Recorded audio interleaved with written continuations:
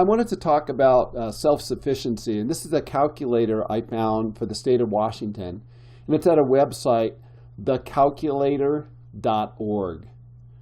And it's pretty interesting. You just put your name in here, select the county you want, the city, and the ages of the family members you have. And so there's all these different counties here, and within each of those counties is a different city. So I selected King County in Seattle.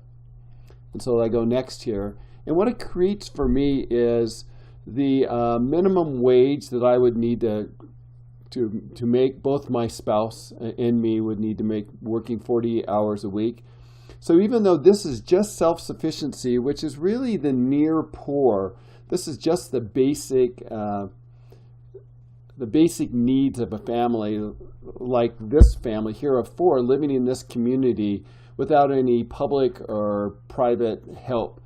So again, this is just the basic needs. As you can see, it does not include things like a college fund or a vacation fund or a retirement fund or an emergency fund.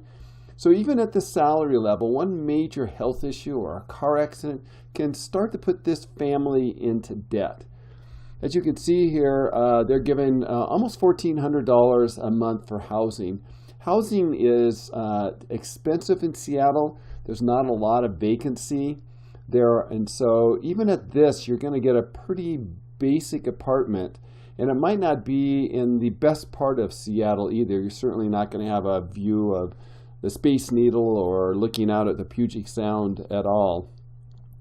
Childcare is also quite expensive in this community per month. You can see it would be $640 a month. Healthcare is one of those things also that that might be your healthcare premiums.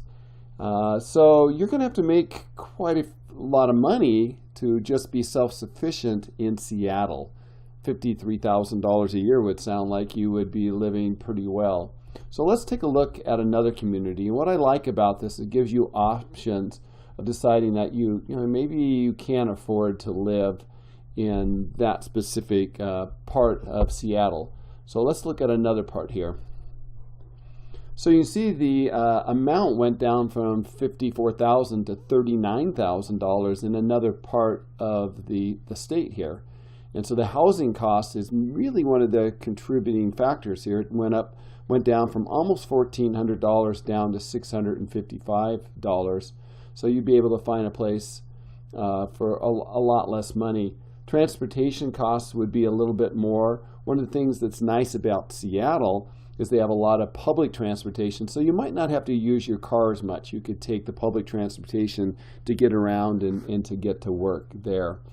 So as you can see here, based on their calculations, there are people that are living in poverty in Seattle and in Washington for sure. There's a 14-15% of the people are living in poverty, but there's a other huge group of people that are just above that, and they're self-sufficient. They're getting their basic needs met, but they have to struggle every month to make sure that they stay on track.